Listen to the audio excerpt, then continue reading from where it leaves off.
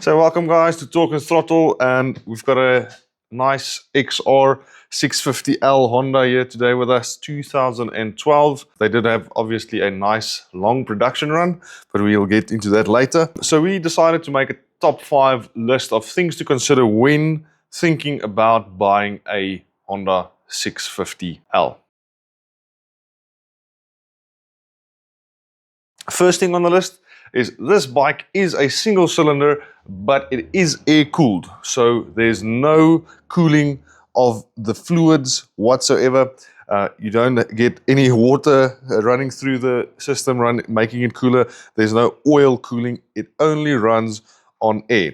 So that makes it difficult when you're doing really long, hard, technical rides. When you're riding too slow, it can cause some trouble and overheating. And then obviously, on the other side of the coin, which is mind-blowing, is when you're riding for too long, too hard. So highway cruising and stuff like that, the motor works harder, so the oil does cool off with the wind, but not enough and fast enough. So also something to consider when you think of buying this for highway cruising, because you're not going to do it.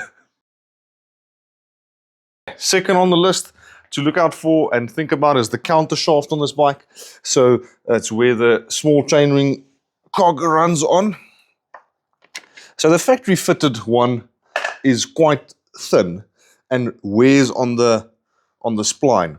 So you get thicker chainrings. Obviously you can play with the ratio for cruising and what so forth, but get a thicker chainring and make sure there's no play, well, more play than this on the counter shaft. It is quite an expensive repair.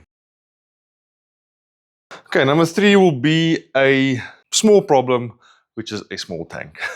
So this is only 10 liters with a 2-liter reserve, so it does bring the range quite down. A nice upgrade will obviously also be the bigger tank, but the biggest problem for me with the small tank is that there's no gauge. So you actually don't know how deep you are into the tank. So you just ride it until the reserve hits, and that can be anywhere from 90 kilometers to 180 kilometers. So it does vary, and your range on this small tank is quite low. You do not get more than 180 Ks on a tank. So 200 Ks between stops is pushing it. Every ride starts with a plan, and so does financial freedom. When your money works smarter, your future opens up to more possibilities. Whether it's your next bike, your next adventure, or your future, we help you invest towards the life you want to live. Your future deserves more than savings. It deserves growth. Start investing smarter with Propulsio Brokerworks.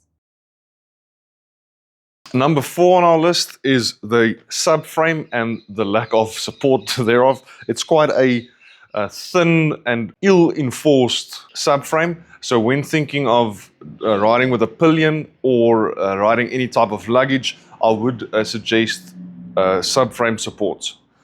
If you come down to the bottom here, you can see it's quite thin and there's not a lot to support. When you add extra weight to the back, like luggage, they tend to break on the welds over here. Number 5 on our top 5 list is the CDI. These CDIs do have a lot of issues. They tend to break quite easily. The solder on the inside comes loose or they erode, and you get a lot of malfunctions on the bike, like cold starts will be an issue, even cutting out while riding. So CDI is located here at the back. They sit over there. They're quite easy to find. Definitely something to look out for, especially when you start having issues getting the bike running or keeping it running. Okay guys, and that's our top 5 things to consider when buying one of these XR 650s, things to look out for. Thanks for watching. If you like this, please like and subscribe.